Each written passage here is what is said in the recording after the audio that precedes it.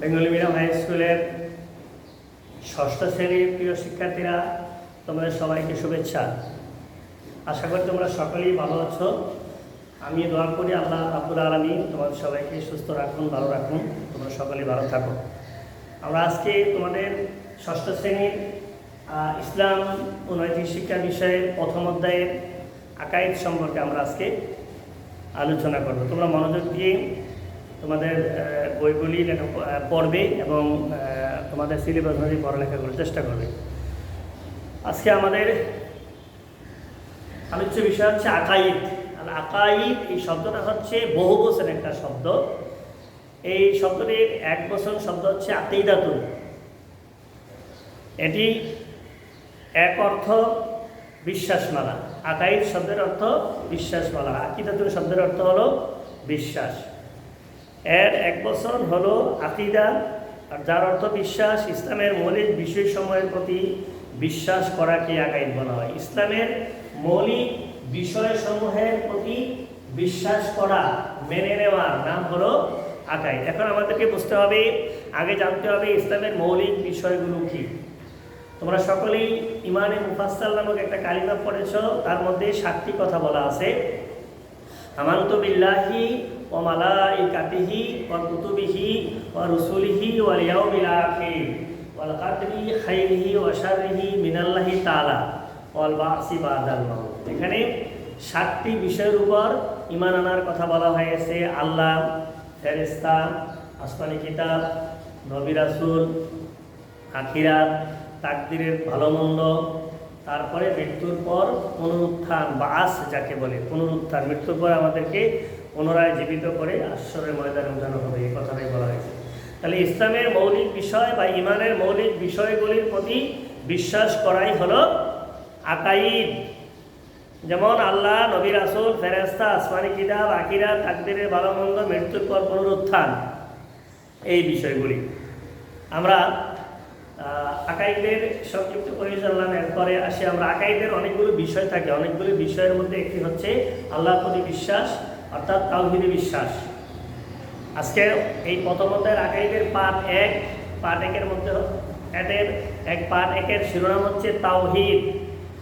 তাওহীদ শব্দের অর্থ হচ্ছে একত্ববাদ। বাংলা অর্থ হচ্ছে একত্ববাদ। আল্লাহ তাআলা এক ও অদ্বিতীয় সত্তা হিসাবে বিশ্বাস করাকে তাওহীদ বা একত্ববাদ বলা হয়। আল্লাহ তাআলাই একমাত্র সৃষ্টিকর্তা, পালনকর্তা, রিজিকদাতা। তিনি ব্যতীত ইবাদতের যোগ্য কেউ নেই। তিনি হলেন একমাত্র ইলাহ। আল্লাহ তাআলার প্রতি এরূপ বিশ্বাস হলো তাওহীদ। তাহলে তাওহীদ কাকে বলে? আল্লাহ এক, তার সাথে কারো কোনো শরীক নাই। তিনি সৃষ্টিকর্তা, পালনকর্তা, রিজিকদাতা। তিনি ব্যতীত ইবাদতের যোগ্য কেউ নেই। তিনি হলেন একমাত্র ইলাহ বা উপাস্য। আল্লাহ তাআলার প্রতি এরূপ বিশ্বাসই হলো তাওহীদ। তাইলে কি হলো? আমরা কি পেলাম? যে আল্লাহর প্রতি এই বিশ্বাস আমাদেরকে পোষণ করতে হবে যে আল্লাহ এক, অদ্বিতীয়, তার কোনো শরীক নেই।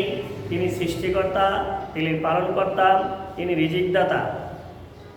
তিনি ব্যতীত ইবাদতের যোগ্য কেউ নেই। অর্থাৎ আমরা যে ইবাদত করি, যে সমস্ত ইবাদত করি, এই সমস্ত ইবাদতের একমাত্র হকদার, যোগ্য হকদার হচ্ছে কে?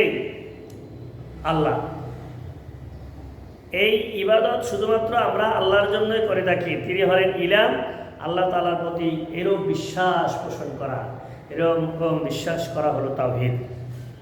আল্লাহ তাআলা এক, অদ্বিতীয়। তিনি আল্লাহ তাআলা এক, অদ্বিতীয়। তিনি সত্তাগতভাবে তেমনি একক, যেমনি একক তেমনি গুণাবলীতেও তুলনাহীন। অর্থাৎ আল্লাহ তাআলার একক সত্তা, তার কোনো সমকক্ষ নেই। তিনি কারো সন্তান নন, আবার কেউ তার সন্তানও নয়। এই জন্য আল্লাহ পবিত্র সূরা ইখলাসের মধ্যে বলেছেন, লাম ইয়ালিদ ওয়া লাম ইউলাদ। তিনি বলেন, আমি কাউকে জন্ম দেই না এবং আমিও কারো সন্তান না, আমারও কেউ সন্তান না, আমিও কারো সন্তান নই। গুণাবলীর দিক থেকেও মহান আল্লাহ দ্বিতীয়, তিনি সকল গুণের আধার, তিনি চিরস্থায়ী চিরঞ্জীব। তারপরে শাশ্বত সত্তা, তিনি সৃষ্টিকর্তা, পালনকর্তা, রক্ষাকর্তা, পুনরুদ্ধানদাতা, শান্তিদাতা ইত্যাদি। তিনি লা শারীক, তার সমান ও সমকক্ষ কেউ নেই।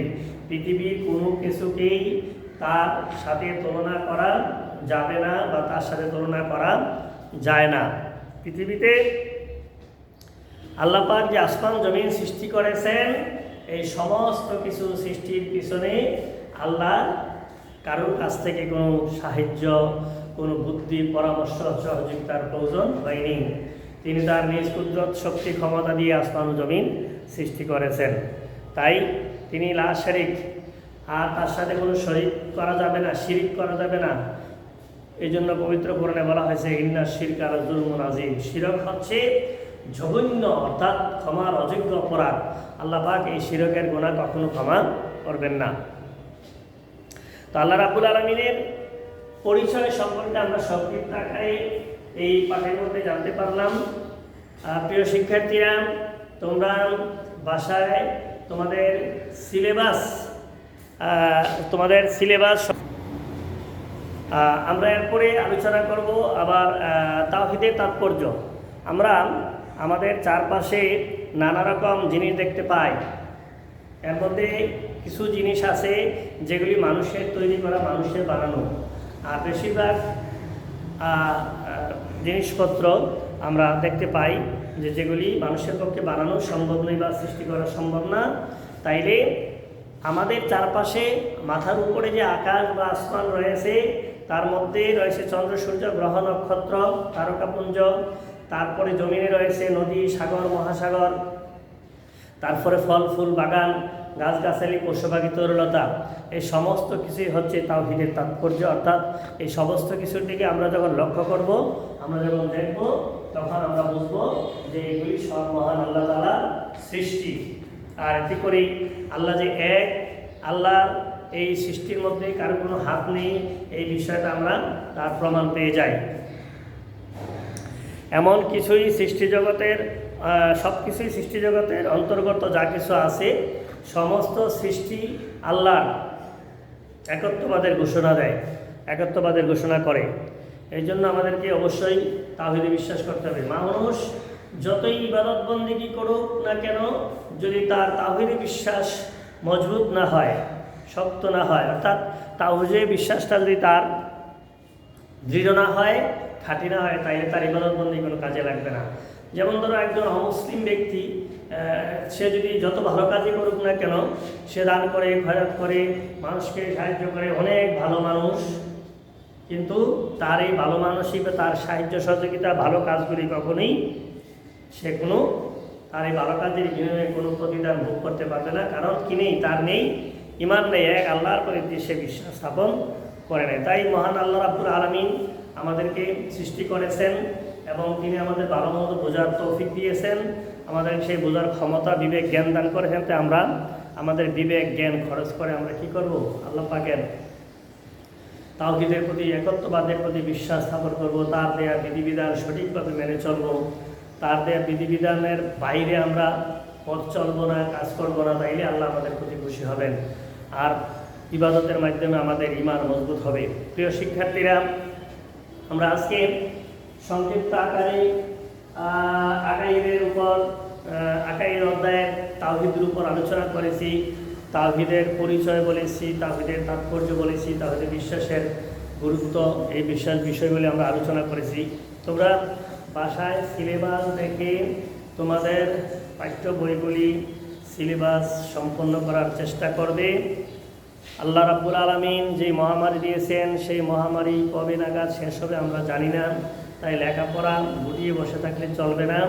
তোমরা অবশ্যই তোমাদের সিলেবাস দেখে বাসায় সহজ এই বিষয়গুলি আয়ত্ত করে নিবে। কঠিন কঠিন বিষয়গুলি যেমন ইংরেজি, অঙ্ক আছে, এই সমস্ত বিষয়গুলি যদি সম্ভব হয় কোনো টিচার রেখে টিচারের কাছে গিয়ে পড়ার চেষ্টা করবে।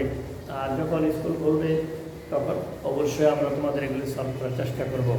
তোমরা সকলেই ভালো থাকো, তোমাদের সকলের সুস্বাস্থ্য কামনা করে আজকের মতো বিদায় নিচ্ছি। আল্লাহ হাফেজ।